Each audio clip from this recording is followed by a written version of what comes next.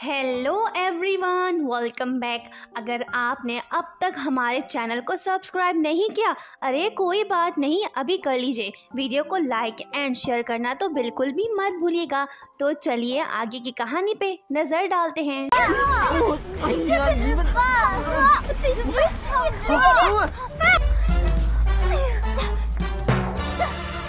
यीलिन भले हैना से नफरत करे, लेकिन वो तो उसकी कोई बात दिल पे नहीं लेती। वो चाहती है कि किसी तरह बस यीलिन उसके प्यार को समझ जाए।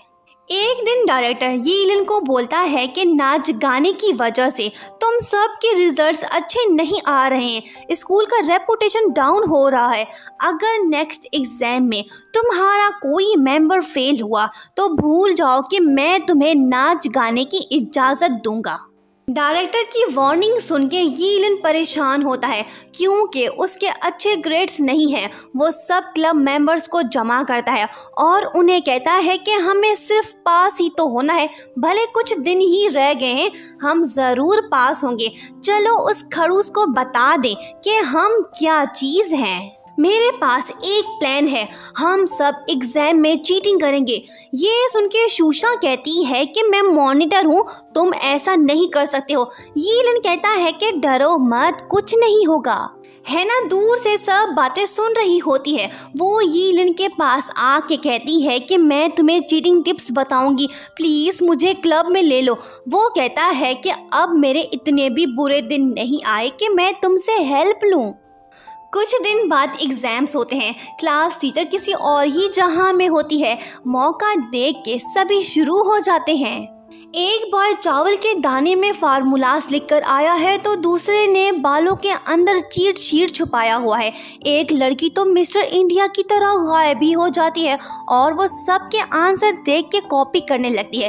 यीलिन भी अच्छी तैयारी करके आया है, उसका जैकेट चीटिंग के मटेरियल से भरा हुआ है। सब चीटिंग करने में मसरूफ होते हैं कि तभी डायरेक्टर क्लास में एंट्री मारता है और एक बॉय को चीटिंग करते हुए पकड़ लेता है, जिसके बाद वो वहीं पे बैठ जाता है ताकि कोई भी चीटिंग ना कर पाए। प्लान ए के फेल होने के बाद प्लान बी पे सभी अमल करते हैं। शूशा रोने की एक्टिंग करके सबको आंसर्स बताएगी। मतलब कि answer A, answer B, answer C, ही, आंसर डी। कुछ ही सेकंड्स बाद सब आंसर्स कॉपी करके भाग जाते हैं। यीलिन डायरेक्टर को दुश्मन की तरह देखते हुए चला जाता है। जब रिजल्ट आता है तो यीलिन उसमें पास नहीं होता। वो शूशा से कहता है कि कम से कम रोने की अच्छी एक्टिंग तो करती, मैं कोर्स को समझ नहीं पाया। सब रिजल्ट के बारे में बात ही कर रहे होते हैं कि तभी डायरेक्टर आके नोटिस लगाता है कि एग्जाम्स दोबारा से होंगे, कोई चीटिंग नहीं करेगा। यीलिन को एक मौका और मिला है। इस बार सभी क्लासमेट्स डिसाइड करते हैं कि वो चीटिंग नहीं करेंगे बल्कि खूब मेहनत करेंगे। हैना सोचती है कि वाओ यीलिन, तुम स्टडीज करते हुए हैंडसम लगोगे। उसके बाद हर कोई हार्ड वर्किंग करने लगता है। हैना यीलिन के पास आके बैठती है, सो सब मिलके ग्रुप स्टडीज करते हैं। एग्जाम्स होने में 30 दिन बाकी हैं। अगर यीलिन को अपने भाई का सपना पूरा करना है तो उसे ये चैलेंज कंप्लीट करना होगा। एग्जाम डे पे सभी जेम्स बॉन्ड की स्टाइल में क्लास में एंटर होते हैं क्योंकि वो खुद तैयारी करके आए हैं। डायरेक्टर भी आंखें फाड़ के क्लास में बैठ जाता है। इस बार कोई चीटिंग नहीं करता, हर कोई ईमानदारी से पेपर सॉल्व करता है। नेक्स्ट डे शूशा क्लास में आती है। यीलिन उसे कहता है कि लाइन डांस क्लब का फ्यूचर तुम्हारे हाथ में है, जल्दी से बताओ कि क्या रिजल्ट आया है। अगर मैं पास नहीं हुआ तो प्लीज़ मुझे मत बताओ। वो कहती है कि अक्ल के अंधे, तुम पास हुए हो। ये सुनते ही यीलिन झूम उठता है, पर ये खुशी चंद सेकंड्स की होती है। डायरेक्टर यीलिन से कहता है कि तुम तो अपने आप को लॉन वुल्फ समझते हो, तुम्हें शर्म आनी चाहिए, तुम फिर से चीटिंग करके पास हुए हो। जब हैना को ये बात पता चलती है तो वो आके डायरेक्टर से कहती है कि तुम मिसबिहेव कर रहे हो, यीलिन ने चीटिंग नहीं की है, आप इसे खामखा फंसा रहे हो। डायरेक्टर कहता है कि अच्छा तुम्हें प्रूफ चाहिए, ये देखो। वीडियो देख के यीलिन कहता है कि ये चीट शीट नहीं बल्कि मेरी दादी का दिया हुआ तावीज़ है। डायरेक्टर उसकी बात पे बिलीव नहीं करता। यहाँ हमें पता चलता है कि जाओ ली ने जानबूझ के कैमरा क्लास में लगाया था ताकि वो यीलिन को फंसाए। यीलिन मेहनत करके भी फेल हो गया है। आज वो दुखी है। डैड उससे पूछते हैं पर वो उसे कुछ नहीं बताता। उसके बाद उसका डैड हैना से फ़ोन पे पूछता है कि यीलिन डिप्रेस क्यों है। वो बताती है कि उसे डायरेक्टर ने पनिशमेंट दी है। ये सुन के नेक्स्ट मॉर्निंग डैड यीलिन को घर में लॉक करके खुद स्कूल जाते हैं और डायरेक्टर से कहता है कि यीलिन का एग्ज़ाम दोबारा से लो।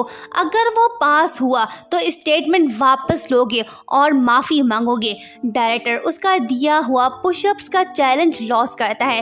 यीलिन फिर से पढ़ने लगता है। डायरेक्टर उसका पेपर दोबारा लेता है पर चेक करने के बाद यीलिन के 59 मार्क्स होते हैं, मतलब कि वो फेल हुआ है। ये सुन के यीलिन सैड होता है पर जब शूशा क्वेश्चन देखती है तो उसमें उसे लूप होल नज़र आता है। वो डायरेक्टर को बताती है। उसके बाद यीलिन को मज़ीद 2 मार्क्स मिल जाते हैं। वो पास होता है। सभी क्लासमेट सेलिब्रेट करते हैं। नेक्स्ट डे हैना यीलिन को छुपके से देख रही होती है। यीलिन उसे कहता है कि बुली गर्ल बाहर आओ। वो फाइनली उसे अपने क्लब में शामिल करता है। हैना को बिलीव नहीं हो रहा। वो बहुत खुश है।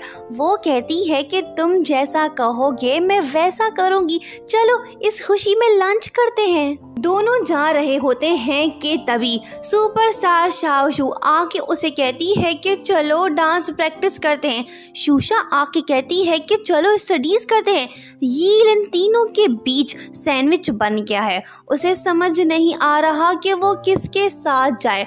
मौका देख के वो भाग निकलता है। वो किसी के साथ नहीं जाता। डायरेक्टर यीलिन को डांस क्लब की इजाज़त नहीं देना चाहता है। उसे लग रहा है कि उसके भाई की तरह कहीं सेफ्टी इंसिडेंट दोबारा से ना हो जाए। शाओली का फादर जो कि स्कूल का मैनेजर है वो उसका क्रेडिट कार्ड फ्रीज करता है और उसे घर में ही नज़र बंद कर देता है और उससे कहता है कि यीलिन का ग्रुप छोड़ दो वरना मैं उसे स्कूल से निकाल दूंगा। शाओली के स्कूल ना आने के बाद सभी क्लासमेट्स उसके घर आते हैं और प्रोटेस्ट करते हुए कहते हैं कि धोखेबाज बेशरम बाहर निकलो। शाओली अब फंस चुका है क्योंकि अगर वो बाहर गया तो उसका फादर यीलिन के अगेंस्ट हो जाएगा। डैड शोर शराबा सुन के असिस्टेंट से कहता है कि यीलिन को स्कूल से निकाल दो। जब शाओली ये बात सुनता है तो वो उसे कहता है कि डैड आप कुछ मत करो, मैं जाके प्रॉब्लम को सॉल्व करता हूँ। वो जाता है बाहर और क्लासमेट्स की इंसल्ट करने लगता है। वो यीलिन को बहुत सुनाता है।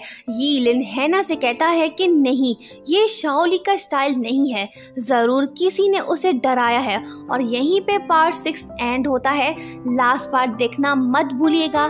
Thank you so much for watching and don't forget to subscribe.